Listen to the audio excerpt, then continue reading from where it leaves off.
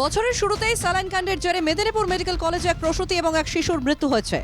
প্রসূতি ও শিশুর মৃত্যুর ঘটনায় কর্তব্যে গাফিলতির অভিযোগে 7 চিকিৎসককে বরখাস্ত করেছে স্বাস্থ্য দফতর। এমনকি চিকিৎসকদের বিরুদ্ধে এফআইআরও হয়েছে।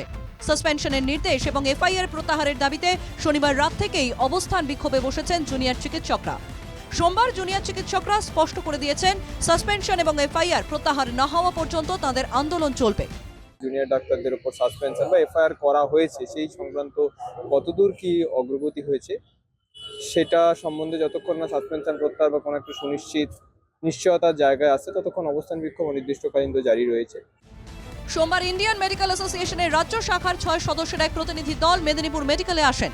প্রসূতির মৃত্যু এবং জুনিয়র চিকিৎসকদের সাসপেনশনের বিষয়ে কথা বলেন মেডিকেল কলেজের প্রিন্সিপালের সঙ্গে।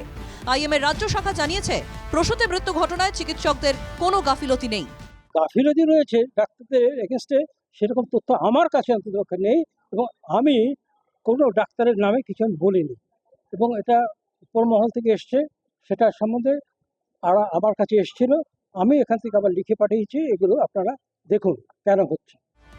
অবস্থান বিক্ষোভ চললেও জুনিয়র চিকিৎসকদের দাবি, হাসপাতালের সমস্ত পরিষেবা সচল আছে। শুধু জরুরি পরিষেবা নয়, সব বিভাগ এবং আউটডোরেও জুনিয়র চিকিৎসকরা সক্রিয়ভাবে কাজ করছেন। রোগী পরিষেবায়ও কোনো ব্যাঘাত না ঘটিয়েই তারা প্রতিবাদ কর্মসূচি পালন করছেন। অয়ন শর্মা এবং অলোক সাঁতরার রিপোর্ট, এনকেটিভি বাংলা।